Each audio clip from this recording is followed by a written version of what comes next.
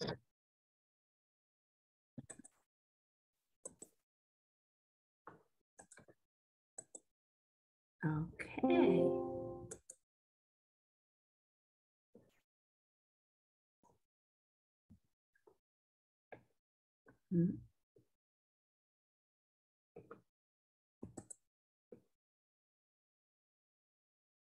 Okay, well, welcome everybody to the Immigrant Welcome Center's Rubin Educational Series 2023. And this is a three-part series, and it's focused on barriers to English learning for immigrants in Central Indiana. My name is Ginger Kasabutsky. I'm the English Learning Director at the Immigrant Welcome Center, and we're happy to have you all here with us. This meeting is being recorded.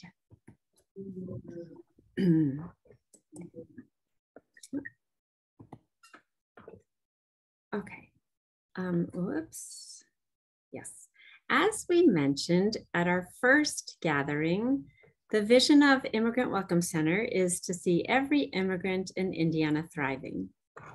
In 2018-19, IWC led a research project to discover the barriers to English learning for the immigrant population in our city.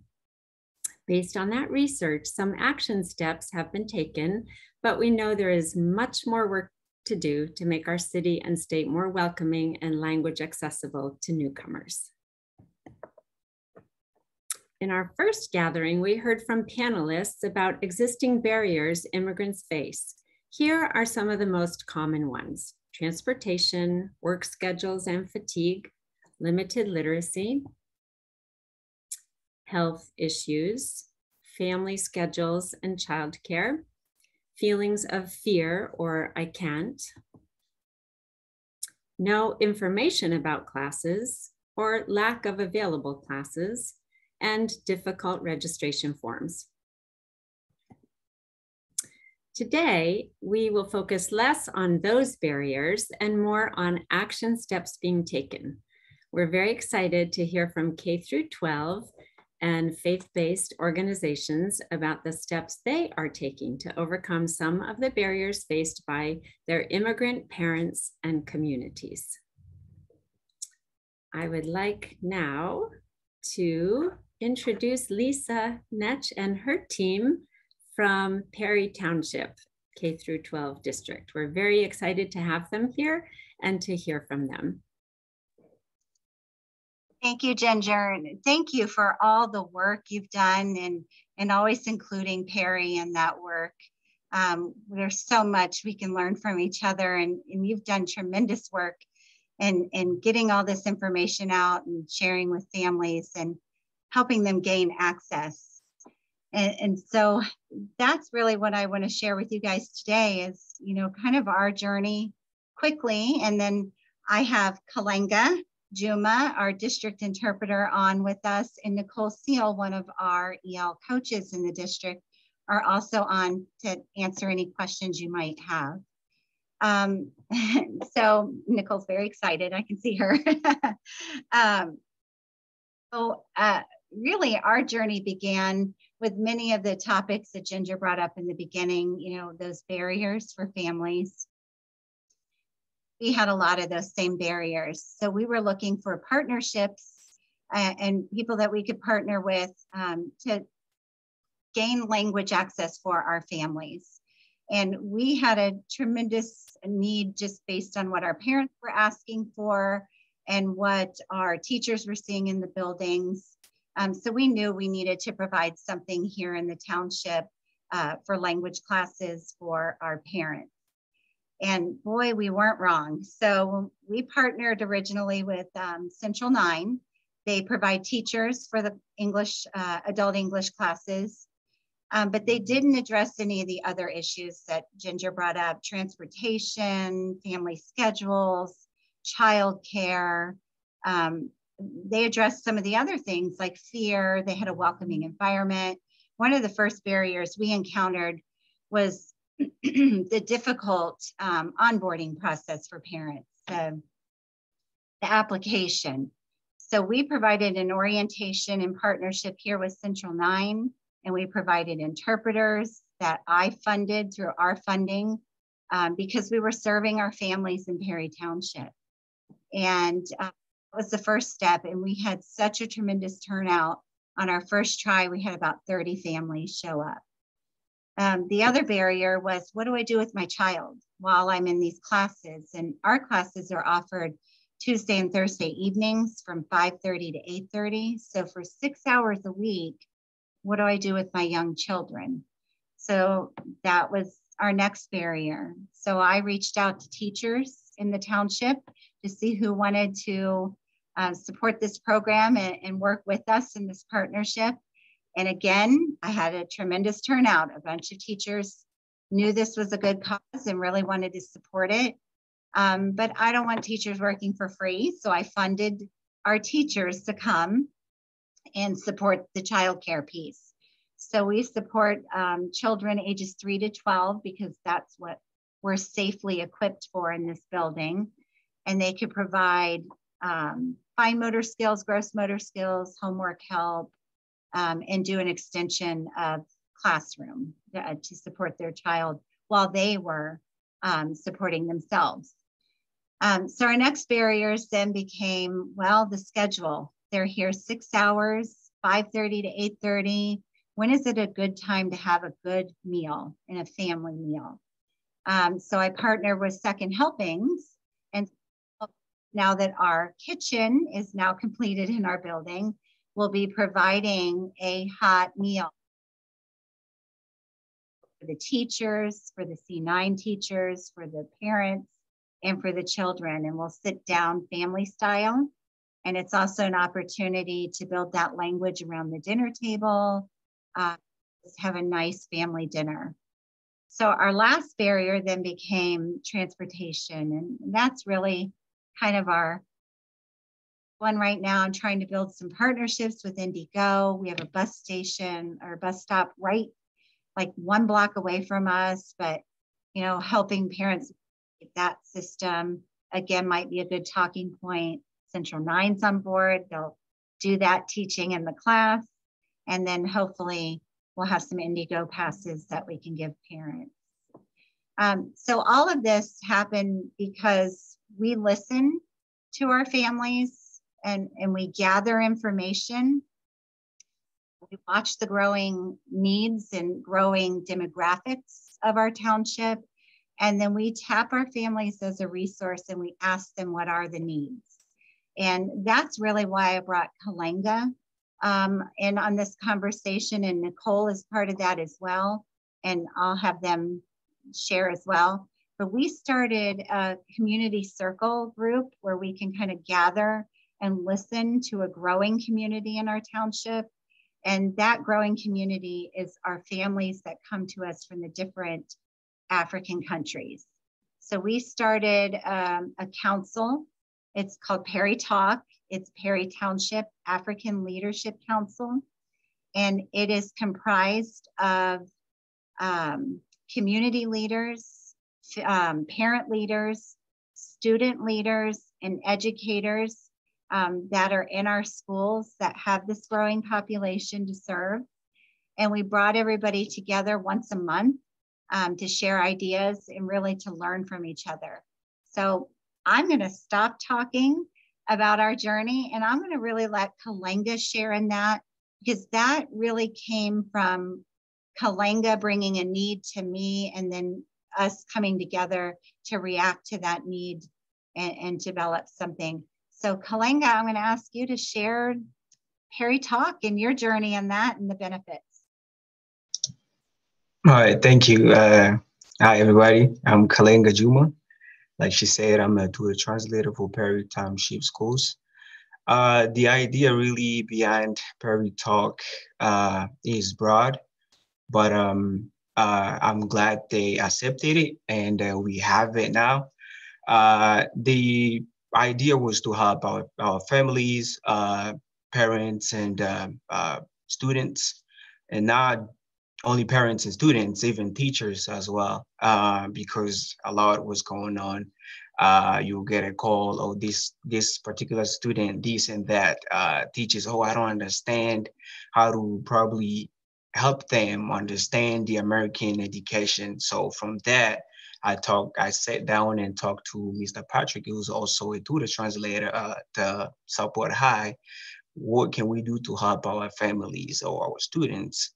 Because, we cannot let this happen again, or, go on for long, to the point where we cannot, because we kept on getting complaints from parents every time. Oh, I after school I got a call from school that oh, I don't know, my kid did this, my kid did that.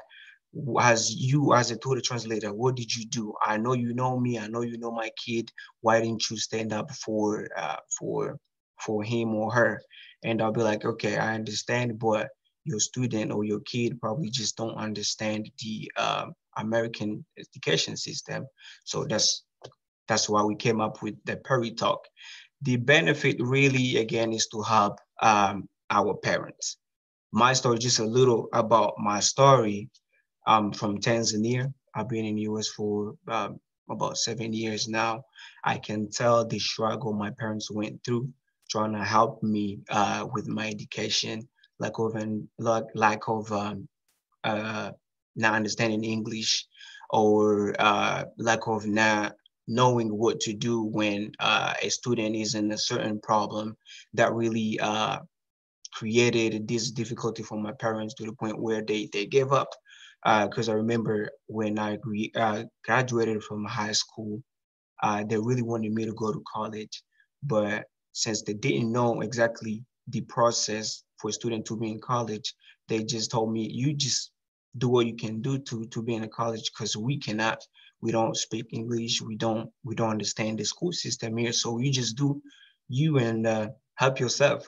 I'm glad I had good connections at Southport, teachers who helped me to get admitted to the University of Indianapolis. So from that and my experience, I thought, no, let's create Prairie Talk so we could help our parents to gain at least a deeper understanding of how the school system here function, and how they could help their students when they want to go to college. So the benefits is huge, and we are trying to help not only students or parents, even teachers too, to at least come up with ways that could help them or at least students to understand the American school system very well.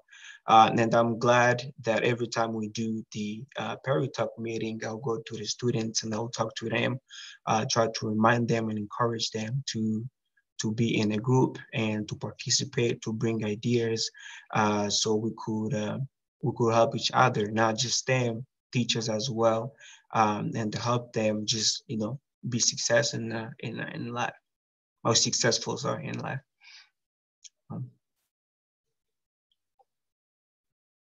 If I may share one thing. So one of the great things about having Kalenga is, first of all, he's amazing. But also he's in college right now. And so our students are having this experience with someone who graduated from our school, and he's talking to them and he was like, okay, well, here's how it was for me and here's what I did. But also the students are having input with administrators, with instructional coaches, with district leadership like Lisa, on here's what we need and here's what we want you to know about what we came from. And Kalenga has also been doing these talks at the different buildings about what his experience and his journey has been like. And so I just think it's kind of a win-win-win all the way around, because we get this experience, his perspective, and then also he gets to guide this next group. And then there's also change happening. Like one of them that already changed was one time we were in a small group, and I think one of the students were talking to Lisa, and they were saying, we really feel like our transcripts could be evaluated a little bit better. And before the next meeting, and we meet monthly, there was already a change with guidance directors on what that looks like to really leverage equity in a really concrete way.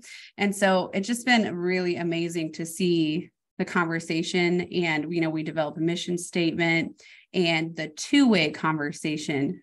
And so that's been really impactful too, that it's not just, hey, we want everyone to learn this one Perry way of doing things, but like, what are things that we can change to give students better access and to understand more deeply? And the principal, one of the principals on there has like, he's learned so much just from coming, and we just started this year. So it's been amazing. And Lisa has done a lot to tap the right people to be on the council. And so it's been really cool to see. So just really awesome. And we really can't say enough great things about Kalinga. So. Yeah, thank you. And, you know, this work, Ginger, really came from these calls, from really sitting in and listening to others around the area and hearing their stories of, you know, mismatch in culture and just the misunderstanding. And if we were more transparent and had more of these opportunities to have these honest dialogues, how much we could really learn from one another and make a difference. So thank you. Thank you, team. Thank you, Team Perry. Really, you are an example and an inspiration to a lot of us. One last thing I want you to touch on before we move on to Enlace Academy is funding. What funding streams do you tap to support the parent population? Yes, so, you know, we're fortunate that we have such a large population that really helps generate that funding. So we put that all right back into the students and their families. So we have several pots that we pull money from. Of course, we have our Title III funding, which is our federal funding. And then we have our NESP, which I hate the titles, they're non-English speaking funding. But that's really where the bulk of our money comes from. And then we're fortunate enough to work with partners like Exodus, Catholic Charities, and BACI that resettle families and refugees in our township. So we also benefit from the refugee influx funding that comes from the state. And then there's an S2S funding that was kind of an emergency fund for our newly arrived families from Afghanistan. So we benefited from all of those different pots of money. And so we just think creatively about how we can put that back into families. We know strong families, strong communities, strong schools, all of it's connected. So we're putting some of that funding back into our Welcome Center here, enrolling families right from the get-go with our team, with people who understand this process, so that they're not going into schools where they're hitting some of those barriers that we're still learning how to overcome. They can do that with our team and we can go alongside them. So a lot of that funding is spent on programs like what we shared today, and then our Welcome Center here and materials and time that we're dedicating to families. Okay, thank you so much, Perry. Yeah, thank you for being here. Thank you for taking time out of your days to share with us. So we're going to move along to Carlota Holder and Megan Singh. They are with Enlace Academy, which is a charter school. So we heard from Perry, that's obviously a K-12 public school district.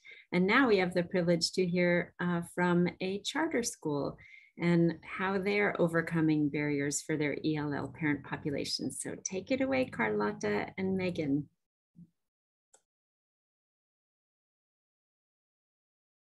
Okay. So yeah.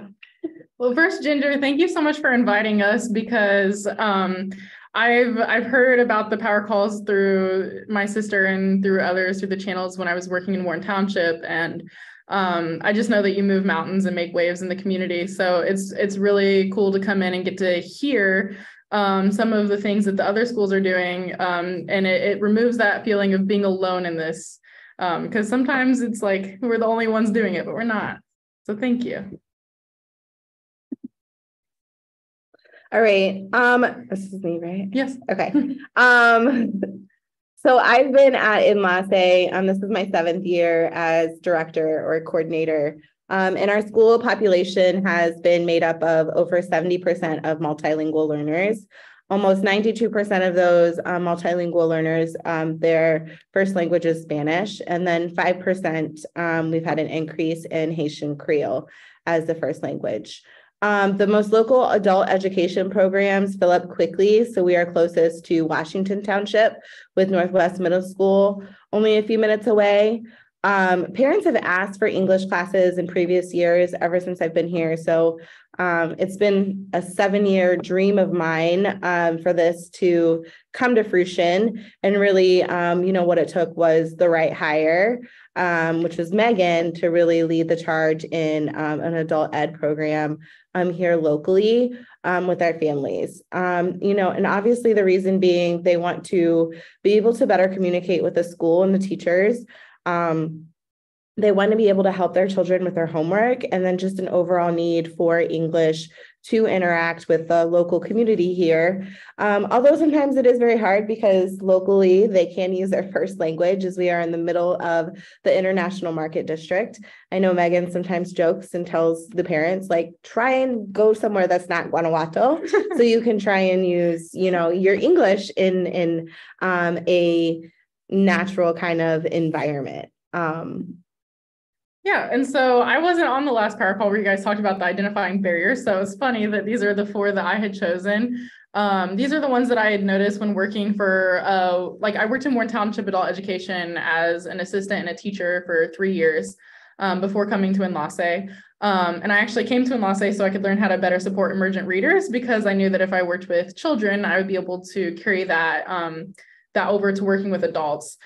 So the barriers that we work to identify are, what do I need to click? No, you're okay. The barriers we identified were childcare, transportation, conflicts with work schedule, and then the lack of support for emergent readers.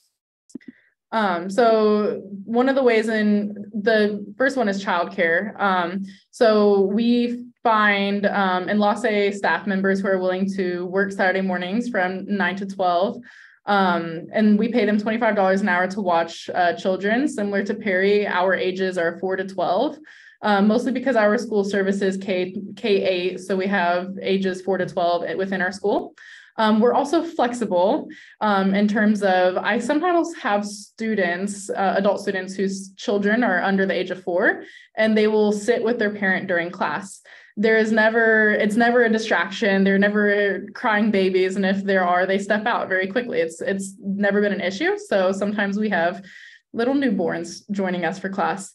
In terms of transportation, we don't offer transportation or have any partnerships yet, but our classes are at Enlace, and our location is very central to the neighborhoods where the students come from.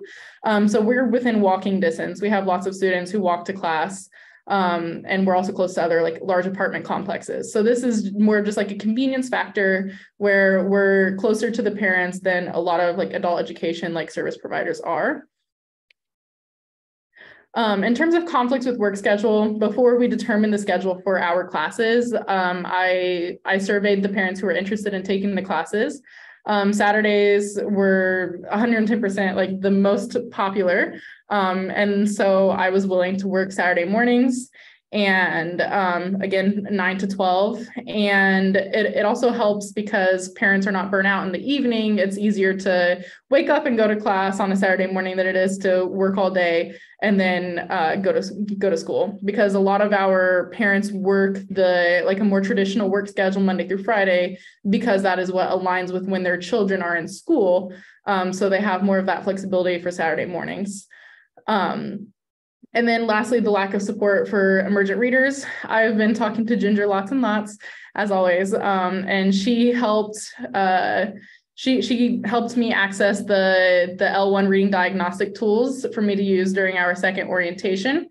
We haven't had it come up yet where somebody was not functionally literate in their first language, but if we do have that happen, we will immediately refer them to Immigrant Welcome Center for the Pathway to Literacy classes.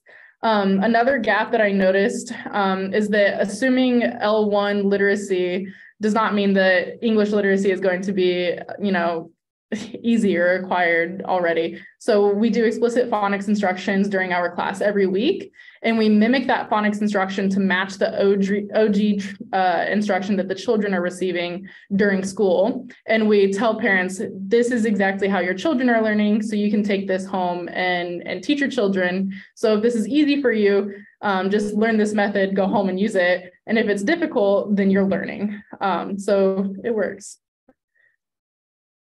And then do you want me to talk about this? Okay, so our classes are every Saturday morning. So I'm here every Saturday. We had 13 class meetings during the fall section, and then our spring session has 19 class meetings. We have about 50 parents who are consistently attending class, maybe a little bit more than that. Any given week, we'll have maybe 30 to 35 show up, but that's just a fluctuation in attendance each week, with about 50 who are still consistently coming. And then we use the qualitative and quantitative evaluation to ensure that our students are successful. I didn't purchase, but the CASAS pre and post test to assess reading and listening skills. And then I also got the CASAS literacy tests as well. And then we use mid-semester surveys to gauge our student satisfaction, because ultimately we want to provide a more enriching environment for our families, and create a place in which they feel as though they're just receiving the wraparound support that they deserve. And then we have theme-based classes, as most places do, with some of those themes listed here. And then the fun part that everybody wants to know about, funding.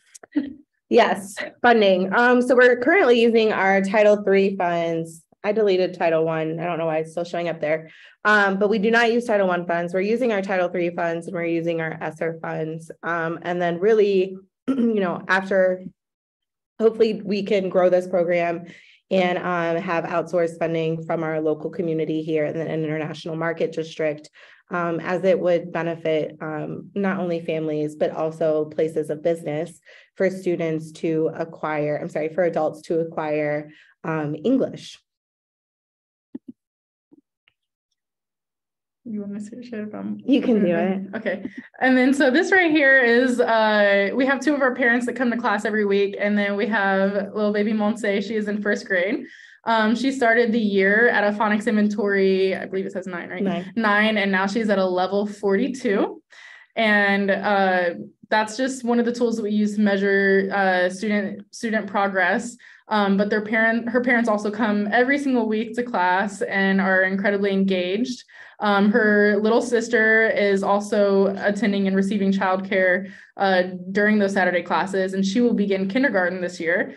So she is getting that socialization that our pandemic children have not received before entering school in the last few years. So she is really fully in it with the kids, and Monse is just a very successful little girl with very dedicated parents. And we have several families like this where the parents come to class every week and are just setting a fantastic example for their children. And that's what we have to share. So if anybody has questions, you can send them in the chat, because I know we talked for a while. Could you explain ESSR? Oh gosh. Yes. I can't explain exactly what the word means, but the ESSER funds are the funds that we've received due to the pandemic. And so to, excuse me, to help the loss of learning that happened during the pandemic, there are schools that got a very large sum of ESSER funds. And these funds we have decided to put in place to support our families. So one of those is the adult ed programs.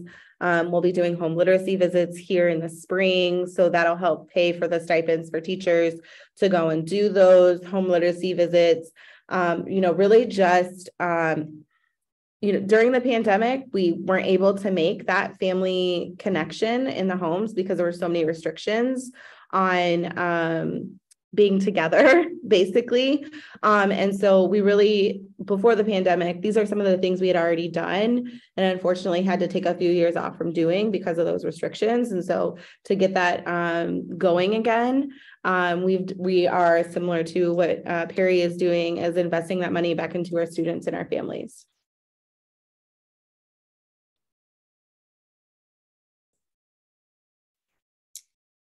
Okay, and I just want to say it's a rare teacher that's willing to also teach on a Saturday morning.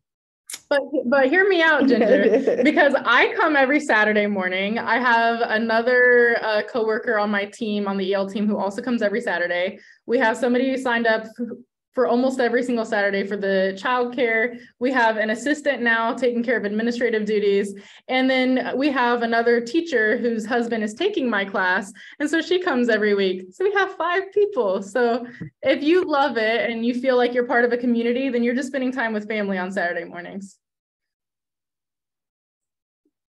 That's amazing. That's amazing. So yeah, when Megan shared with me about the program, she started in September of 2022, right? Like in the fall. Yeah. And it's just grown and becoming established. And it's really amazing what you've been able to do there. So I really appreciate you sharing. Are there any other questions for either Lisa or Carlota before we move along? You are welcome to put them in the chat or to just unmute and ask. I have a question, Ginger. This is Yeah, go ahead, Veronica. Hi. Hi. Are these classes open to other members of the community that are not enlace parents, or it's just for enlace parents? So we're not just doing enlace parents, and it's enlace families in general, because we wanted to closer mimic like what the nuclear family looks like in the Latinx community. And so we accept cousins, uncles, aunts, siblings, parents, but we are not currently offering classes to other community members. We do have people who drop in and they're like, we heard about this, can I stay? And I'm like, stay for today and see what we have. But in general, we want to eventually offer to the community, but the capacity to do so, we are growing in capacity right now. So eventually, someday, that's our great hope.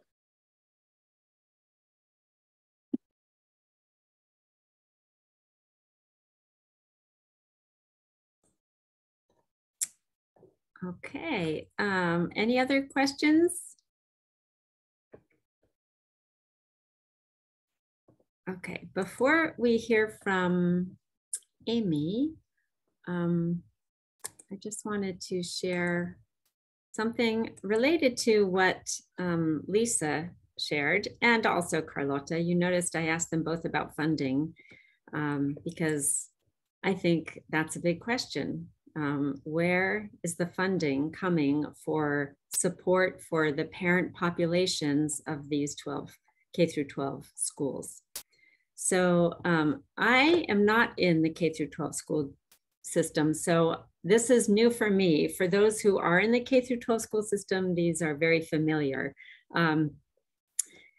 But for those like me, this was, I reached out to Adam Pitt from DOE and asked about what are the funding options for to support parent classes in K-12 schools. And he shared these options. And so Lisa mentioned the NESP, non-English speaking program. It's state EL funding. And the local education agencies receive per pupil allocations. And it's based on the EL student counts that were reported the previous year. And then the Title III funding, which Lisa mentioned and Carlota as well. This is the federal funding source for supplemental EL supports. And schools and non-public schools receive per pupil allocation based on, again, the number of ELs they reported the year before. And then the refugee school impact. I think Lisa mentioned this one as well. So schools with influxes of recent refugee students, they can get additional funding to support refugee student education. And Adam said the IDOE subgrants 8 to 10 local education agencies each year. So that's a good option. And then he also mentioned that they're called EL family engagement activities, and that the IDOE, that these type of things are allowable and encouraged for all of the grants that he had mentioned. And they're actually required activity for Title III. So as part of Title III funding, some parent engagement and family EL activities are required. So EL classes for the parent population can definitely be part of Title III funding. And then he said it can include providing adult ELL classes and the costs associated, like curriculum, stipends for teachers, materials, and communication. And then the last thing Adam shared with me is the grant cycles open up in late spring, early summer. And there's a web page for each grant on the IDOE EL webpage. And I guess the district as a whole applies for these grants. So it's not one school applying, but the whole school district. And it requires some, therefore, inter-school coordination. And he said, we promote applying for adult EL classes within these grant applications as a good way to spend those funds. So I just wanted to share that and ask before we hear from Amy, what does, for Lisa or Carlota, what does that whole district application process look like? So maybe Carlota, can you speak to that? Yeah. So we are our own district. We're not, we are a part of IPS, but we do all of these grants on our own. And so, I mean, you nailed everything on the head. Title III funds will not be approved without an EL family engagement activity and with funds for an EL engagement activity. And it's also specific to, it needs to be academic based. So like, how are you going to provide an academic family activity for your EL or multilingual families for your school? And I mean, in the past, we have exactly what he said. We've used it for materials, we've used it for curriculum, we've used it for stipends. Communication doesn't tend to be an issue in our building because we just have so many people that are bilingual to help with that communication, interpreting, translating, whatever it may be. You know, the process is just being sure to allocate enough funds to see through the family engagement activity that you would like to provide for the year. And if I can add, Lisa had to step away, but for Perry, one of the things for each building, like, yes, like Carlota said, and you said that it has to be submitted all together, but like our buildings kind of take on a mind of their own. So some of them have a multilingual picnic where they celebrate all of the families that are multilingual. And, you know, we have 71 languages in Perry. So like there's tons of cultures coming together. One of our buildings, which is super amazing, they do a fashion show. And so that building has a very large Chin population, like most of our buildings in Perry. And that's really close to Chin National Day. And so there's a celebration there. And so it just depends on the building of what that looks like. And then like one of the things we also buy is we've bought transmitters so that we can have parents have interpretation while the event's happening, like live. So we can have an event in a gym with 500 parents and we can have 4 translators with parents right then. And so they can see the same thing that native speakers would see. And so there's more access. So it just depends on what that looks like. But yeah, like Carlota said, we have to put parent engagement in our Title III funding or we will get it kicked back. So yeah, so it's highly encouraged and this is amazing stuff. And I feel like we're just scratching the surface on what we can do, but to meet parents and their needs, but we're working on it. We're getting there. Yeah, that's exciting. So even though each school takes on a personality or possibly a certain activity, it's as a district, you apply for the grants. Okay. All right, that's really amazing. The type of ideas, the fashion show, the picnic, and ELL classes or EL classes for the parent population. There's we've also done Latino Family Literacy, which is a program out of California. And the books are beautiful. So before we had Megan, we had like a family engagement coordinator who would do Latino family literacy. And basically parents would come here on an evening, they would read these beautiful books, they're in both in English and Spanish. They got to take the books home for a week and do like a photo album activity with their families and bring the book back. We did several semesters of that. And, you know, we also use the same thing, our Title III funds to purchase that curriculum.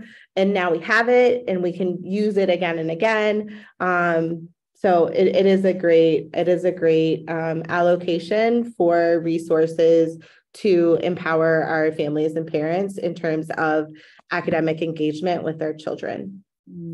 Wonderful.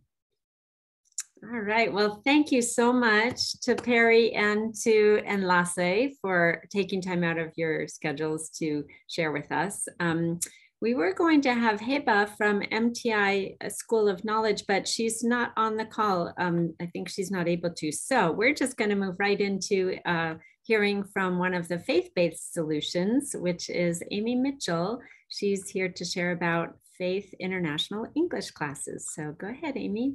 Thank you. Hello, all. Thanks for having me. I'm going to start my slideshow. Since Faith International English classes is such a mouthful, we simply call ourselves FIAC. So this is our 18th year, and things are going well so far. After 3 registrations this year, we have 150 registered adults and 110 registered kids. And we have 60 volunteers coming on a regular basis to serve these families. This map reflects just our August registration, just the first registration of the year. At that point, our 3 highest country students came from the most were Venezuela, Mexico, and Myanmar. And these students were from 22 countries total, speaking 18 languages. The little inlay that's difficult to see is a visual of deaths due to violent war or conflict. The darker the color, the higher the death tolls. And we started putting this on the map to remind our teachers and volunteers that our students are coming from a traumatic background. And in order to teach them well and love them well, we need to be able to listen well and support them. This diversity, there's a lot of need across this. We try and meet some of our adult learner needs by having bilingual volunteer language coaches. So on a regular Tuesday night, we have native Spanish speakers, Korean speakers, Arabic, and Karen, a language group from Burma. So we can support students right there. They have someone who is familiar, who understands their culture, who can meet them where they are. This has been really valuable in earning students' trust. On our registration nights, our biggest one is in late summer, the end of August, and we bring in other language help for that. We expand it to Mandarin, French, sometimes Swahili, Turkish, and Urdu. So that allows us to help streamline people's registration process, help them understand what's required and when to show up next. I'm going to talk about all the same barriers that you all did. This is, it shouldn't be surprising. Faith Church, you can see us here in the center left of this photograph. We are right next to Nora Elementary School, and we are surrounded by apartment buildings. So some of our students have been walking to the program. In Indiana, it's tough. So many of them still drive, but since we are so close, they don't have to spend a lot on gas or wear and tear on their vehicle. So our location has been a huge advantage to hosting this program and the longevity we've had. And then we also provide childcare from age 6 weeks to like the end of 8th grade, kind of 13-ish. And this is for our registered students and our volunteers. So our volunteers can bring their kids to the program as well. It's just a safe place to color and play games. Our preschool kids and our lower elementary classroom have a short lesson, a 45-minute lesson on a curriculum we've developed based on words that are cognates. So at FIAC, A isn't for apple, it is for alpaca or astronaut, because those words help link many L1s to L2. And so it's just a wee bit of familiarity to help those kids feel more comfortable in a strange classroom. I think I've seen our program be most beneficial to our preschoolers and our toddlers. We noticed that a lot of our families don't have access to preschool. And so some of our kids have never seen paint or never used scissors. And so this is a place where they can make messes and use all the tools, and in the process, learn some of that school vocabulary, start practicing how to sit in their chair when they are required, how to pick up the classroom when it's time for that. We've also been a great place for families to help their children process separation anxiety. You know, every year we have 1 or 2 kids that we work with the parents to help these kids feel comfortable without mom and dad in a different situation. So that's been a huge blessing to see a kid go from just crying until they vomit to happily walking into a classroom and getting out the Play-Doh. So that's one of my favorite things. We also develop partnerships. Faith Church hosts a Spanish-speaking church called Iglesia de Fe, and they worship on Sunday afternoons in our building. And it's great to be able to support their congregants with English classes, and spirituality is important to many of the students that come to us. But often an Anglo-centric church can't meet the spiritual needs in a culturally appropriate way. And we think about God a little bit differently. And so to have these partnerships and have people who are willing to teach me and help me meet people where they are has been a huge blessing. Faith also hosts Washington Township Adult Ed, a literacy level class. And I love seeing this class. It is Ginger's work, just being spread through the community. It's doing wonderful things. They have faithful students coming every Monday and Wednesday morning to Faith Church to start their English language journey.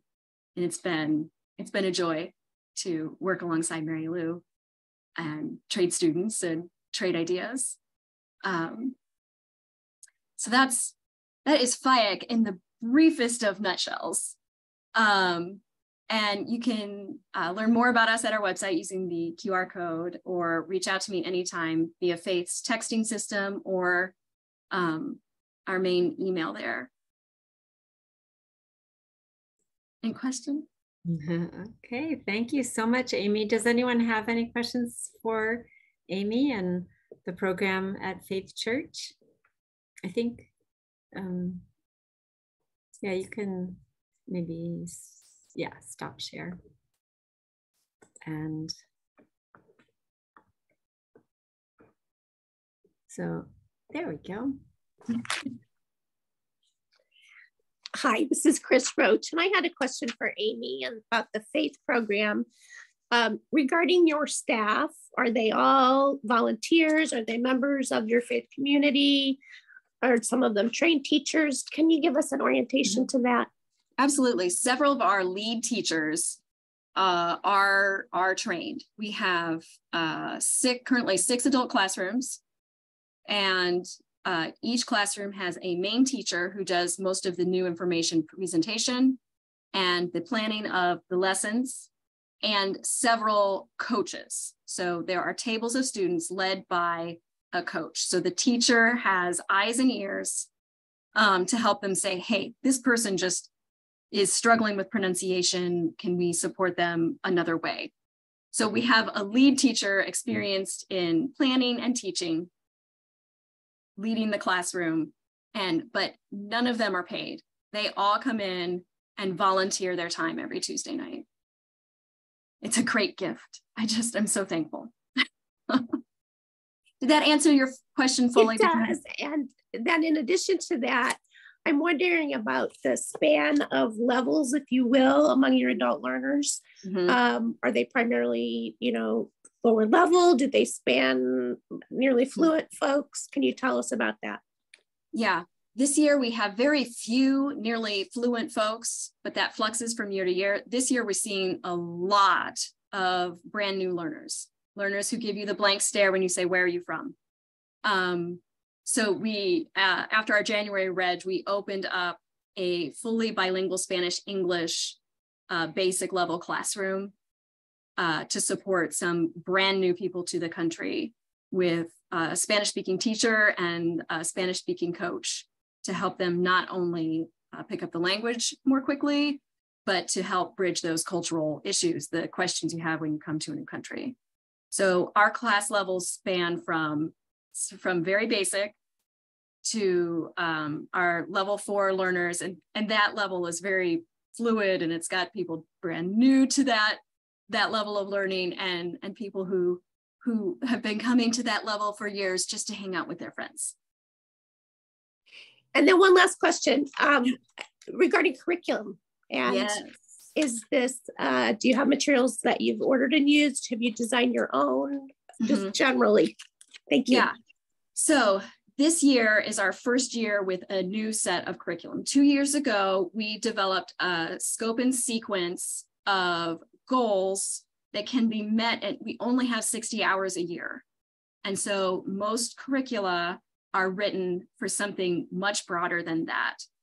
And it's a big ask to have your volunteer teacher paring that down. So we developed level specific goals for our program. And then last summer, we spent the summer choosing curriculum to fit each of those. So for our highest 2 levels, we are using, I should have pulled books for you, but it's Touchstone. We're using, so it's our level 3 and 4, and we're using level 2 and 3 in those levels, Touchstone 2 and 3. And then for our levels 1 and 2, we're using Future from Pearson, and we use the intro level, and level 2 uses book 2. Our basic level students are using a curriculum that we developed to prepare them for Future intro. Our basic students had been struggling, and we couldn't find a full curriculum that met their needs of basic vocabulary and went at a pace that our students could handle at 2 hours a week. So Anna Hannum and I this summer developed our own basic book, and we have it on Google Drive, and we offer it free. So you can use it for extra exercises or whatever, or just take a look at what we're using with our basic students. And our teacher has been taking notes for us so that hopefully in the next few years we can have a teacher's edition and expand it and change it for what has worked and what hasn't worked. She's really been enjoying using it. All right, thank you so much, Amy. Yeah. And if you could drop your email in the chat, that way anyone who has any more questions can reach out to you. And I do see Heba was able to join, so we want to hear in the last few minutes that we have. Heba, are you there and able to share for a few minutes about your how you are trying to overcome barriers for your parent population at MTI School of Knowledge? Hi, everyone. Thank you, Ginger. My name is Hibal Shakmak, Principal of MTI School of Knowledge. Thank you, everyone, for giving me this opportunity, and thanks for all the support that we receive also from the Welcome Center. So just a little bit, of background about MTI School of Knowledge. We're pre-K to 12. We're community school located. We have 2 campuses. We started at the one close to Marian University at Cold Spring Road and 30th Street. We moved to a new campus in 34th Street 2 years ago. And we've been always a community school serving the Muslim community in Indianapolis. We're Islamic school.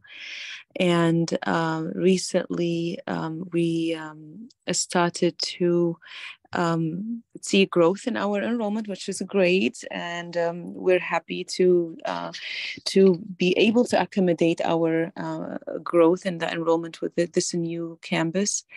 MTI always served immigrants and refugee parents and students. So our students come from different places around the world. We have around 15 native languages spoken in our campus. And recently we have students from Afghanistan and families from Afghanistan also joining our community. We started with about 15 or to 17 students the last 2 years to about 30 to 35 this year. And we were happy to be their second home, to be the place to transition them to a new home, a new land, and be able to start their English language classes here, support the community and the parents, and making things easier and more comfortable for them as they navigate the new system. So being able to provide this service and quality education to our students was our goal from the beginning. And since it's been like always the serving ESL community, and whether it's the students or parents, we started to thinking strategically, what should we do to meet the needs? And for example, we're diverse school, so our staff is also diverse. We do our best to represent our students' population and our staff as well. So there's always support when the students and parents need it. And then recently, when we started working with the Afghan community, we also did the same thing. We hired a part-time Afghani teacher to, meet with our students.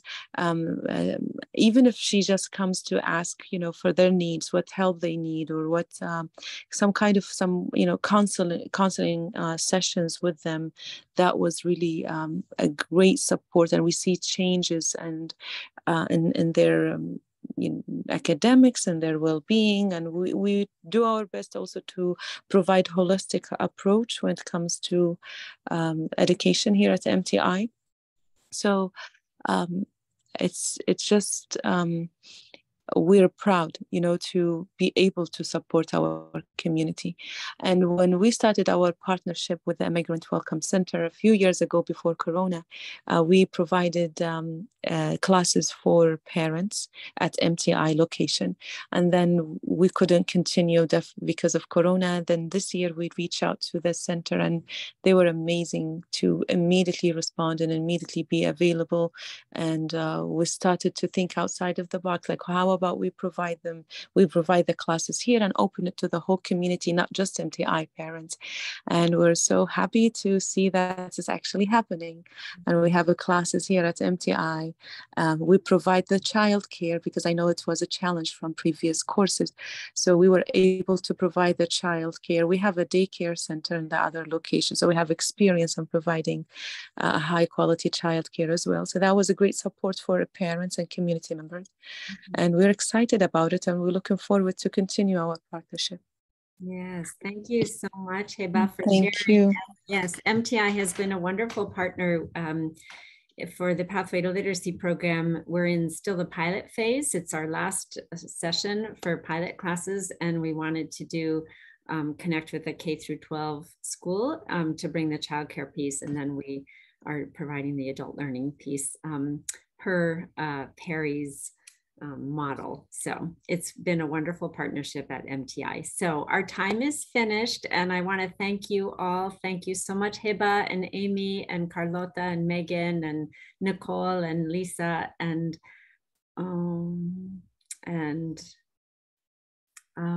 I forget his name, Kalenga. You got it right. Oh, sorry, Kalenga. Thank you for taking time to share with all of us. We really appreciate it. And our next session for this, the final Rubin Educational Series event, will be at the end of March, talking about on-ramps to employment. And in the meantime, carry on, everyone, and thanks for being here. Have a good day. Thanks. Thank Bye. you. Thank you, Ginger. Bye.